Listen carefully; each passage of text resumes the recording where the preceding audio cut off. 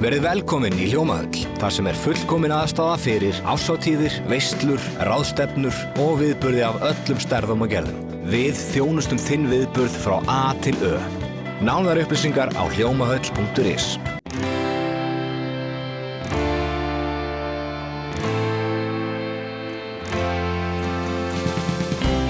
Komið sæl og verið velkomin í Suðurnesja magasín, en þetta viðtal einnig aðgengilegt sem hlaðvarp.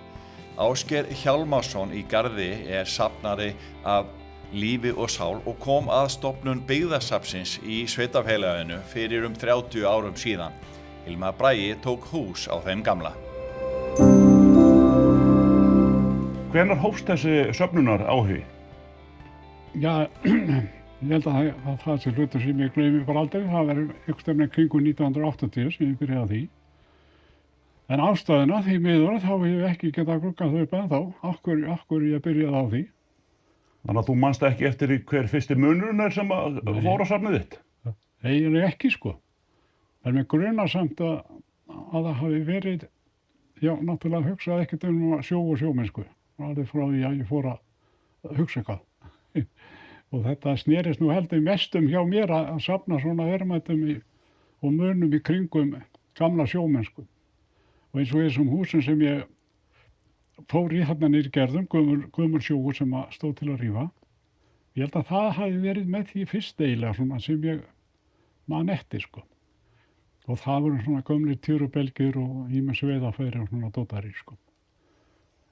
Þannig að ég grunna ég kannski bara að hún móðið þín eigi kannski eitthvað í þessari söfnunarortu þinni því hún náttúrulega var hérna grjóthörð í því að láta fjarlægja allt sem að við gátum kannski kallað rusl í náttúrunni og henni var náttúrulega bara meinilla við þessa gömlu ljótu skúra. Akkúrat, því miður. Já. Ég var aldrei sáttur við það. Ég hef nú alltaf kennt henni greiðinu svolítið það að gamli skólinn skyldi vera brotið niður á sínum tíma. Það var alveg synd að það skyldi vera gert sko. Það vantaði ekkert bara að smíða eitt þak á þetta hús sko, þá var stæðið enn sko. Ég man ekki hvað voru þykkir veggir í þessu sko, þegar maður skoða þetta. Jú, það getur vel verið að það við átt eitthvað þátt í þessu. Já. Og hvar geymdur svo alla þessa muni svona til að byrja með? Já, sko, þarna 1980 þá ég nýbúin að eignast þessi hús hérna Braggan og fiskhúsin skömmlans afa sem við erum staddir í núna. Og það var söfnunarstöðin. Ég var búinn að fylla þetta bara meira og minna á stuttum tíma. Það fór allt saman hingað inn. Og þetta allt saman bara munir hérna úr garðinu sem þú ert að safna saman? Já, náttúrulega fyrst og fremst sko. Og hérna náttúrulega í nágrennunni sko. Það var ekkert síður og sengir í Keflavík, það var svona í nágrannabyggðunum sko. En hvað verður svo til þess að þetta verður að svona formlegu byggðasafni? Það haldin sýning í Gerðaskóla hann einhvern veginn upp úr 1990? Já, sko ég var búinn að svolítið áður en það skeður, þá var ég búinn að skrifa heilmikið bréf sko. Af því ég var komin við, þetta kringum 90 sko, 1990, þá var ég komin með hellingadóti hérna. Og þá var ég maður í saga, þú getur séð þarna fréttamyndir en þína þarna. Það stundi til að, mér langar til að búa þetta byggðasafn. Og já, það verið svona í kringum 1990, þá var ég búinn að skrifa heilmikið bréf sem ég ætlaði að senda hreppsnefnd. Og stinga upp að því hvort það var ekki sniðugt að reyna að koma upp byggðasafni í kringum þetta dót sem ég var búinn að safna. En svo lagði ég aldrei í að senda það. Þetta var bara, ég skrifa þetta var bara handskrifað og stílabókablaði eitthvað. Og ég á mér sér búinn að fá mömmu til að ritskoða sko, að það væri nú rétt stafsett og svona áður ég sendi það sko. Og hún var búin að því. Og svo gerist ekkert annað fyrir 92 sko, þegar skólinn Gerðaskóli eftir 120 ára afmæli. Að þá ég beðinn að koma með eitthvað af þessu dóti hérna. Og setur svona sýningu í sambandi við afmæli skólans. Það stóð ekki á því, ég var til í það. Og fekk minn Guðlaug hérna, Grasalífi sem kallaði að vera í Keflavík, sem var forstöðumaður byggðasafnsins í Keflavík. Og hann aðstoðaði mig að koma upp þessari flottu sýningu. Og Hún hefur svona kveikt ykkur ljós hjá yfirvöldum? Já, ekki spurning, það var ekki spurning, sko. Þá fór bara allt á fullan gang, sko. Þá fann ég fyrir miklum áhuga hjá fólki og fólk var að hvetja mig til að halda áfram. Og ég reyndar, sko, þá var nú tindapabbi byrjar eitthvað á vélum, sko, þannig að við gætum sýnt hann einhverja tæðir hjá vélar allavega. Hann var byrjað þá að gera upp vélar og það skemmdi nú ekki fyrir. Og ég man eftir ég fekk nokkuð bátalíkun að lána hjá Grím Karlssyni af bátum hérna úr Gardinu sem hann var búinn að smíða. Og þetta hjálpaði allt til líka. Og þá eftir þessa sýningu þá dreif ég að prenta bréfið og sendi þau på skrifstofu. Og hræsnindi bara tók svona vel í þetta og hérna þeir settu bara leggindin strax bara Byggðasafnsnefnd. Sem ég var ég og Sigur Ingvarsson og Jóhann Þorsteinsson. Og svo átti Siggi sveitarstjóri vera með okkur. Þetta var fyrsta Byggðasafnsnefndin. Fenguðu fljótlega augastað á útihúsunum á Garðskaga?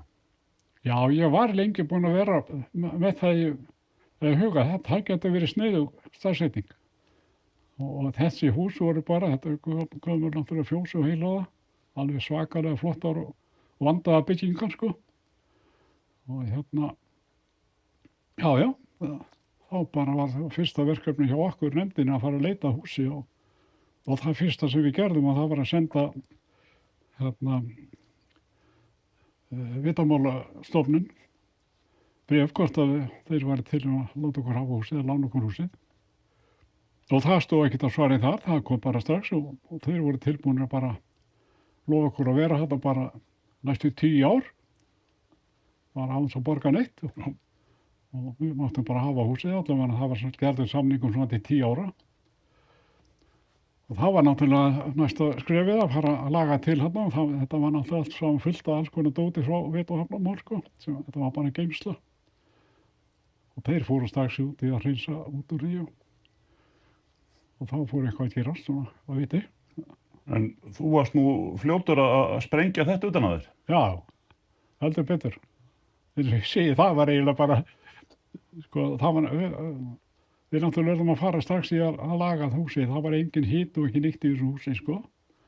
Það hefði að taka allt og hreinsa og mála og steypa, laga gólf og annað slíkt, sko.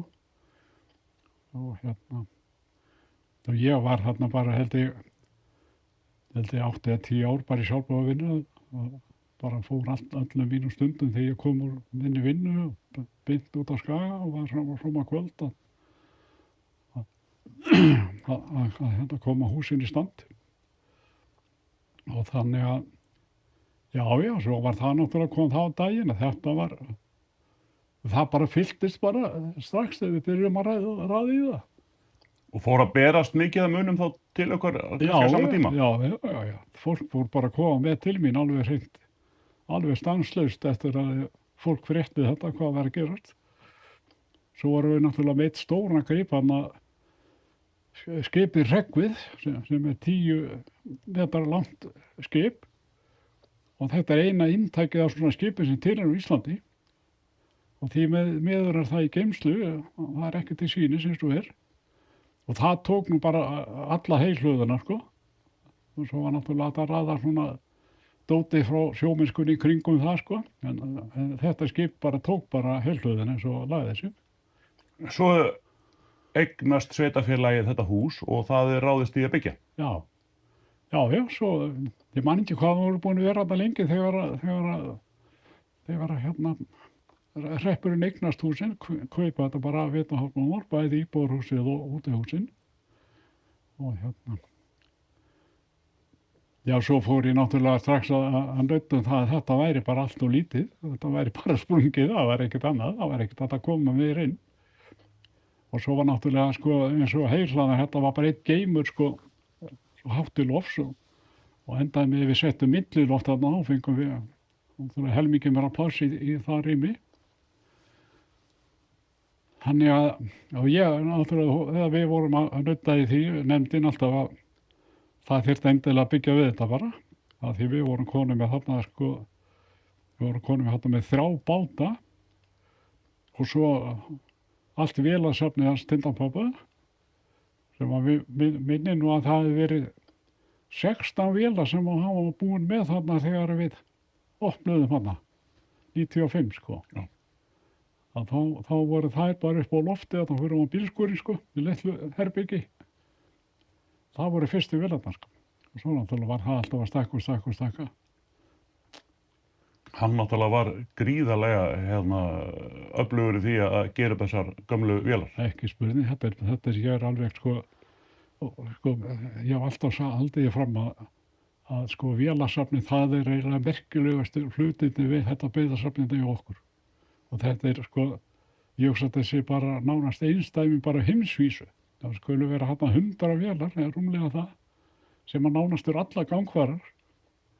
Ég held að það er allavega einstæmi á Íslandi og held ég þó víða að vera leitað. Það er alveg stór merkilegt og slæmt að þetta skulle ekki vera hægt að hafa þetta til sýnins allt saman. En þetta hefur verið mikið breyting þegar viðbyggingin er byggð. Já, elskar mig góðan var ég. Þetta er bara kraftaverk á hreppslendinni á sínum tíma. Ég hef alltaf verið mjög stoltur af þeim að bara fyrir mína hönd að þið skildi láta undan því og gera þetta svona rustalega eins og þetta er. Þetta glæsilega hús sem var byggt þarna sínum tíma sko. Sem var byggt á júli 2005. Og allt umhverfið tekið þetta í gegn sko. Þetta er bara verkefni sem ég held að ég muni það rétt að þetta kostar bara eitthvað 100 milljónir á þessum tíma. Húsið og allt umhverfið, þetta bílastæðið og vegurinn og allt umhverfið þetta. Þetta var bara algjörlega til fyrirmyndar. Og eins og þú sagðir, þú varst búin að vinna mörg ár bara í sjálfboðavinnu við að snúast í kringum þetta. Já. En svo verður þetta að þinni atvinnu. Já. 2005, þegar að safnið er tekið í notkun, þegar það víkt, þá byrjaði ég í fastri vinnu og var þar þangað til ég hætti vegna aldurs og þannig að það er lítið gamall. Já, það var bara virkilega gaman. Hvað svona, af þessu öllu saman, hvað þykir þér svona vænst um? Ég veit það ekki, það er svo, en mér finnst rauninni alltaf eins og ég er alltaf að segja, sko, þetta vélasafn er að langmerkilegast af þessu öllu. Það er náttúrulega þetta dót svona frá búskap og öðru slíku, það er eiginlega allstað til á öllum söfnum, sko, meira og minna. En það er ekkert síðan merkilegt fyrir það. En mér finnst náttúrulega stóru merkilegast þetta vélasafn, sko. Það er mikil sérstaða í því. Já, mér finnst það. Og það skulle vera hægt að setja þessar vélar í gang bara þegar manni dettur í hug, sko. Og svo eru vélar þarna, sko, sem að þeir félagarnir Guðni Ingimundarson, tindapabbi og Guðmundur bróðir hans bjarguðu úr strönduðum skipum þarna eins og ein gufuvél sem var hérna á safninu. Það var alveg stór merkileg gripur. Og það var hægt að setja hann í gang bara með loftpressunum sem að tindapabbi var með, sko. Mjög einfalt. Þetta var bara meira háttar, sko. Og svo náttúrulega eru komnir fleiri munir einmitt frá Guðna, trukkurinn sem náttúrulega er landstæktur á Suðurnesjum. Já, heldur betur, það er nú ekki lítið saga í kringum hann. Þetta var nú hans bara atvinnutæki í 50 ár, alveg frá 54 þegar hann kaupir trukkinn. Og hann keypti hann bara og ætlaði að nota þetta í eitt verkefni í garðinum, það var að leggja hérna vatnsveitu. Og hann ætlaði ekki að nota hann í neitt annað, en það fór nú út í annað því að þetta var hans atvinnutæki í 50 ár. Þetta var mjög fjölnóta tæki, hann notaði þetta í allt milli himins og jarðar. Hann var bara kallaður í öll verkefni, það var nánast alveg sama hvað það var. Og hann afhenti, sko, þegar að nýja húsið var vígt í júli 2005 og þá afhenti hann formlega bæði vélasafnið og trukkinn til varðveislu. Og líka bara mjög gaman að þessum trukku, þessum bíla, hann skulle vera og hann er bara gangfæður, bara í fínu standi þess vegna. Það er ekkert mála að keyra hann. Tekinn alltaf út að lágmarklega einu svona ári. En hvernig sérðu framtíð safnsins á Garðskaga?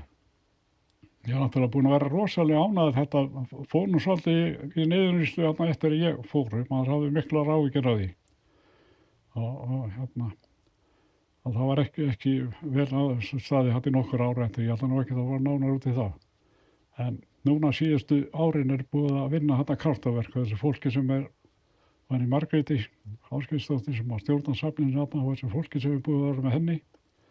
Þau eru alveg búin að lyfta grettistækið þarna og safnið er alveg til sóma og ekki nóg með það sko, þau hafa yfirleitt að leita til mín að þau var að breyta ykkur hvort það megi gera þetta. Það er alveg eins og ég eigi þetta alls saman. Já. Þau hafa oft gert það og ég hef bara alltaf verið sáttur við allt sem þau verið að gera, mjög. Það er ekkert að marka, það er ekkert að ætlast til að þetta er þetta svoleiðis aldur ævi eins og ég raða þessu upp, sko. Það þarf að breyta þessu og ýmsan hluti, sko. Þannig að ég er bara mjög sáttur með það. Svo er náttúrulega, sko, fyrst mér náttúrulega sárt eins og ég var að tala að það geti ekki haft, það eru 2 merkilegir bátar sem er í geymslum. Við erum slæmt að þetta skulle ekki vera hægt að hafa þetta til sýningar og eins náttúrulega að það skulle vera bara helmingun af þessu vélasafni. Við erum vist alveg hreint, sko. Já, þannig að þú notaði tækifæri núna þegar haldið var upp á 30 ára afmæli safnsins að þú komst með áskorun á Værivöld. Já, við gerum það. Og hvað viltu að vera gert? Ég vil bara að vera byggt við þarna í safnið. Það er nóg pláss þarna að byggja við og það voru nú komnar hugmyndir það fyrir nokkrum árum en það var aldrei farin neitt lengra. En ég veit að bærinn hefur svo sem nóg að stúsast en ef að á að halda þessu svona góðu safni áfram þá finnst mér þetta að vera alveg bráðnauðsynlegt. Og mér finnst alltaf að sko, þetta náttúrulega kostar alveg helling að byggja svona hús en ég var ná að grínast með því að ef að við bygging þá er þetta bara 3 veggir og 1 þak sem það vantar og það er ekki flókið mál. Það eru náttúrulega ýmsar lausnir í dag í einföldum skemmum sem að myndu nú nýtast vel. Svo er það líka, ekkert mál. Og svo eins og ég oft sagt og margarsunni sagt eins og til dæmis svona hús fyrir bátana, það þarf ekki svona að steypa gólf í svoleiðis hús. Það er bara verra að vera með svoleið. Það er miklu betra að hafa bara jarðveginn og bara möl, fína möl, sjávarmöl undir bátunum. Og það getur sparað einhverja krónur, sko. Leyfa þess að anda. Já, nú er þess að anda. En þegar þú hættir á byggðarseminu út á Gaskaga, þá bara fer að myndast annað mikið safn í kringu þig. Já, heldur betur maður. Heldur betur. Það var svona erfitt að hætta Það er ekki hægt. Nei, það er ekki hægt. Ekki séns. Nei. Ekki séns. Við getum sagt þetta sko, þetta er gaman að bara skrifist í gær. Þá fór ég inn í apótek í Keflavík og það gekk frá sögufærandir. Þar mæti ég góðu vinum mínum sem var með mér á sjóinni sinni og hann ríkur á mig og segir ég var að eigna svona bátslíkan þetta sem hann gerir þarna og viltu ekki fá það? Ég náttúrulega þá sér hvernig þetta er þetta er eiginlega ekkert pláss. Auðvitað sagði ég já. Kannt ekki að segja nei. Nei, það er ekki hægt, Nei. það er ekki séns. Og hann bara að koma með það á morgun. Þetta bara, svona gerist þetta. Oft ef ég hitti bara fólk á förnum vegi, þá farið að tala að ég og svona hlut og viltu ekki að fá þetta? Já, það er ekki séns að segja nei, en þó er ég svona aðeins farin að það er mjög erfitt. Þegar það er einhverjir svona stærri hlutir þá hef ég bara ekki pláss fyrir það, sko. Af því að ég vil helst hafa allt í sýnis. Ég vil ekki hafa þetta ykkur í geymslum. Og hverslags munir er þetta sem þú hefur verið að sanka þér hér? Hérna, það er náttúrulega bara allt, það er náttúrulega mikið í kringum báta og útgerð og svona, og svo er bara fullt af útvarpum og símum og bara nefndu það. Alls konar smámunir og... Alls konar smámunir, talstöðar og ég veit ekki hvað og hvað. Og þetta er alveg, og það er alltaf, sko, hann stössi ég var safnahelgi hérna og þá kom hann 150 manns, það koma nokkuð 100 manns hérna til mín á hver ári í Bakkan og sem er alveg meira á þetta gaman. Og yfirleitt er þetta alltaf ykkurir sem að, já, heyrðu, ég á svona heima, ég þarf að koma með þetta til. Og það, svona, bara fólk á Reykjavík, sko. Ekkert endilega hérna á svæðinu. Og það skeiði núna, og það voru 2 eða 3 aðilar sem að koma hérna og fóru að tala um þetta og þeir eru tveir búin að koma með hluti sem sögðust eigu og búin að afhenda á hérna. Og svona hefur þetta gengið. Og það er merkilegu félagskapur sem á heimili í þessu húsi og hittist hérna einu sinni í viku eða hvað? Já, lágmark einu sinni í viku, já. Það er alveg fast einu sinni í viku. Merkir menn? Merkir menn, kalla þeir sig. Já. Hvað eru þið að gera? Og það eru sko 10 manna hópur sem eru búin að vera að merkja gömul hús í sveitafélaginu. Við byrjum reyndar í garðinum, þá vorum við 7 í þessum hóp og við kláruðum að merkja hérna rúmlega 100 hús í garðinum á 3 árum. Við ákveðum þetta þegar við stofnuðum þennan félagskap að hérna, þegar voru búin að finna út hvað það voru mörg hús, það hitti svolítið vel á að ég var búin að taka saman einhvern tímann fyrir löngu síðan og setti það með þessi Excel-skjal, ég fekk lánaða fasteignaskrá hjá hreppnum á sínum tíma og skráði niður að hús, svona gömul hús og ég átti bara nöfnin á öllum húsunum sem við vorum að fara að merkja. Við vorum að ákveðum að merkja hús sem voru byggð fram undir 1960 og þar fyrir aftan. Við förum ekki í nýri. Og hvað eru þetta orðið mörg hús? Núna í dag er þetta orðið hátt í 200 hús með Sandgerði. Að því eins og ég segja, við tókum þetta í 3 áfengum hérna í garðinum og byrjum 2020 og kláruðum það á 3 árum. Sóttum styrk í uppbyggingarsjóð Suðurnesja, vorum búin að fá styrk í þetta öll þessi ár og við erum búin að vera í 2 ár í Sandgerði og eigum 1 ár eftir næsta ár, þá erum við að klára það og það er það er eitthvað í kringum milli 40 og 45 hús sem er eftir og þá vorum við búin að verka 250 hús við hæra. Og þetta er þannig að þið setjið mynd af húsinu helst ef hún er sem upprunalegust og það kemur fram, öll hús hafðu nöfn, þetta var ekki götuheiti, það hafði öll hús nöfn á þessum tíma og þið hafið reynt að hafa upp á hverju voru fyrstu ábúendur. Já. Það er svo merkilegt, öll húsin held ég sem er mertumynd í garðinum eru með nöfn. En það er ekki nærri svona mikið á húsum í Sandgerði með nöfn. Og þá notum við bara götu heiti og númerið. Það er ekkert annað að gera. Já, við náttúrulega setjum, þetta eru skiltir sem við útbúum, svona 55 cm á álplötu sem er mynd af og reynum að hafa upp á sem elstu mynd af húsunum eins og við voru í upphafi, ef það er mögulegt. Og náttúrulega setjum á myndina, heitið á húsinu og hvenær það var byggt. Og svo fyrstu ábúendur, ekkert endilega þeir sem að byggðu húsi, heldur bara sem að byrja að búa í því. Náttúrulega í flestum tilfellum er það þeir sem að byggðu það. En þetta er svona mottóið hjá okkur. Hvaða tíska var það að öll hús hefðu nöfn? Já, nú veit ég ekki maður. Það er svo Þið hafið ekki grafið það upp eða þá? Nei, maður hefur ekki fælt í því, Það er bara fyrsta húsi sem ég byggði hérna 68, það var skýrt eins og skot. Þetta var bara einhver hefð. Og það stóð bara við Garðbraut? Já. En það fekk nafn? Það fekk nafn, já. Það fekk nafn. Og hérna. Þetta er... Þú ert fæddur uppalinn Nýjalandi? Já, Nýjalandi. Veistu af hverju það heitir Nýjaland? Nei, ég hef ekki hugmynd um það. Nei. Ég hef ekki hugmynd um það, Þeir byggðu þetta á sínum tíma, afi og bræðurnir 3, 31. Og svo eignaðist þú presthús, en það var ekkert tengt einhverjum presti, var það?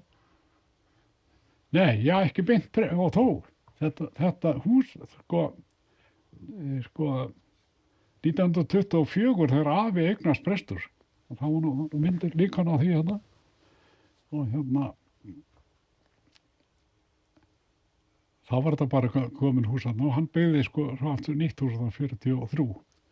En það er vitað að þau var búið að gramsa í því að uppalega voru þessi presthús byggð fyrir pressekjur í Útskálásókn.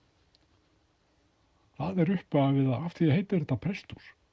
Það var aldrei búið að prestur í fyrir núna í þessu húsi, sko. Búin að búið þarna 2 prestar allavega. Já, þannig að þegar það komu, þegar prestar, jafnvel fyllu frá og það komu nýju prestar og útskálar, þá hafði ekki hann mögulega kann á því að flytja í presthús. Greinilega, heimild að segja þetta. Það var lengi ekki vitað, sko. Það var hérna prestur sem var í aflýsingu, ég man ekki hvað hann hét.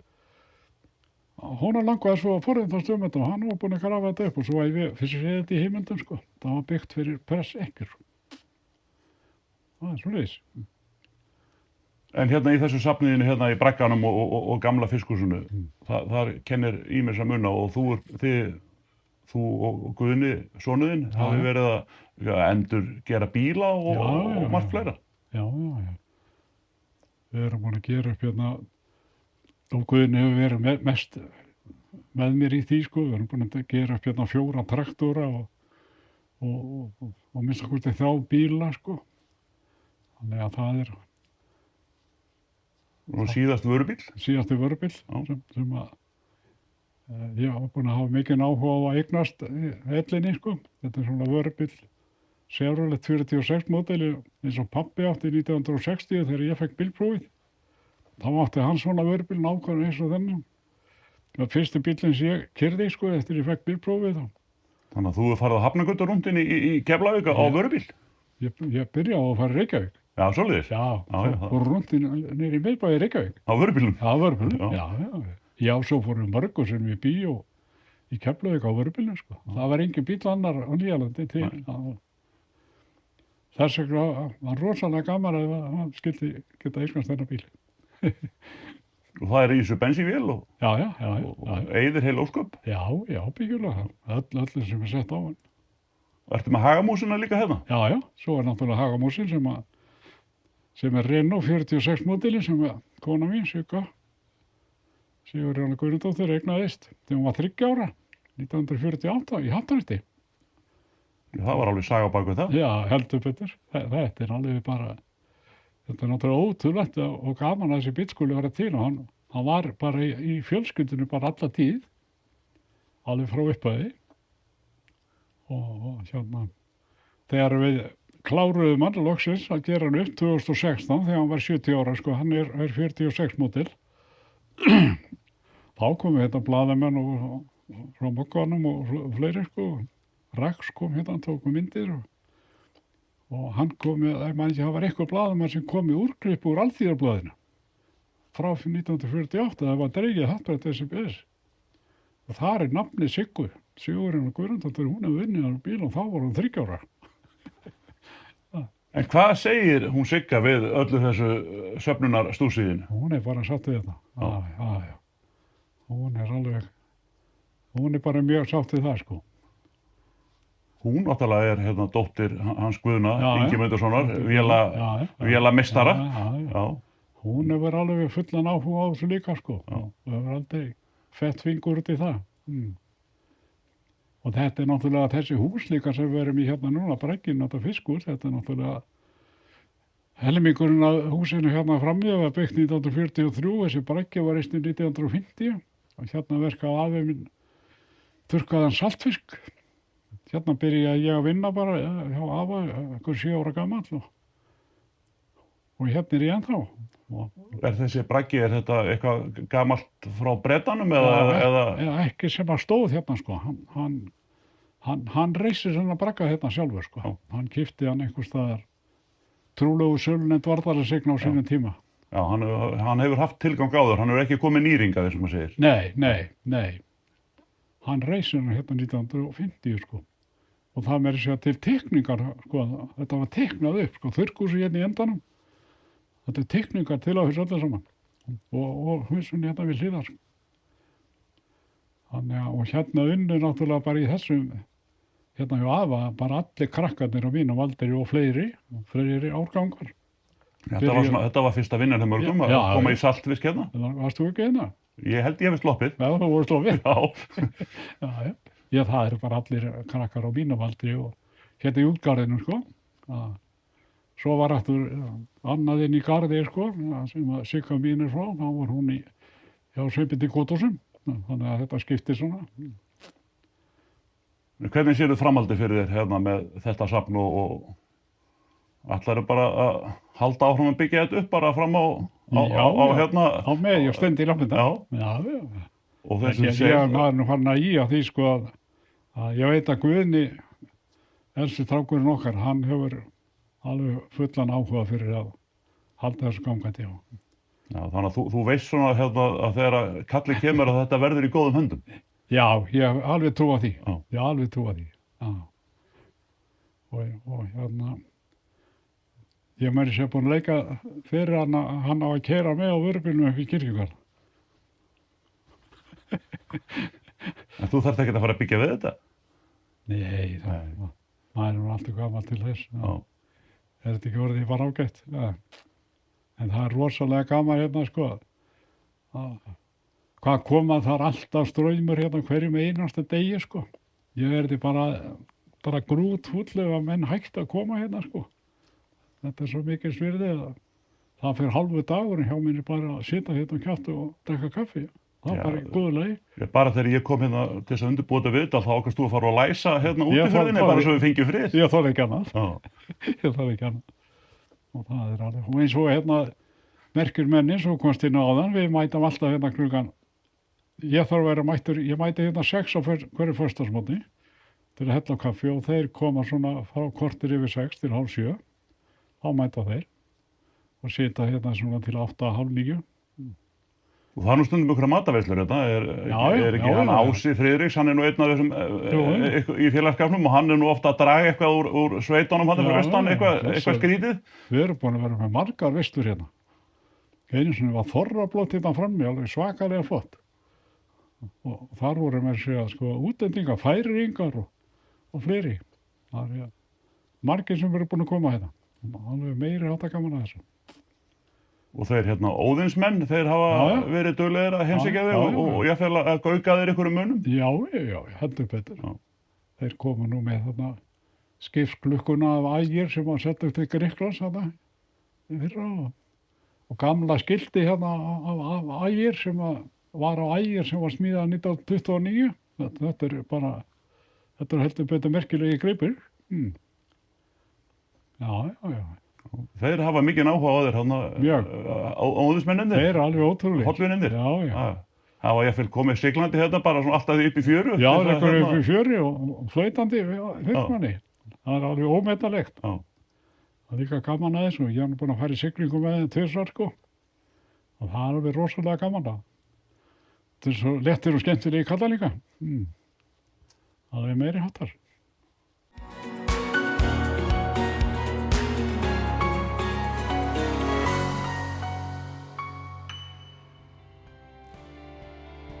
Við þökkum kærlega fyrir áhorfið og bendum ykkur á að það er fjölbreytt efni á vef vikufrétta.vf.is.